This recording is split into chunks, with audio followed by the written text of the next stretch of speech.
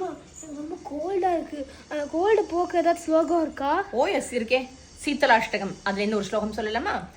சீதளேத்வம் சீதளேத்வம் ஜெகன்மாதா ஜெகன்மாதா சீதளேத்வம் சீதளேத்வம் ஜகத்பிதா ஜகத்பிதா சீதளேத்வம் சீதளேத்வம் ஜகத்தாத்ரி ஜகத்தாத்ரி சீதளாய சீதளாய நமோ நமஹ. நமோ நமஹ. Cold cough இருமல் எதுவா இருந்தாலும் இந்த ஸ்லோகத்தை சொல்லு, பறந்து போயிடும்.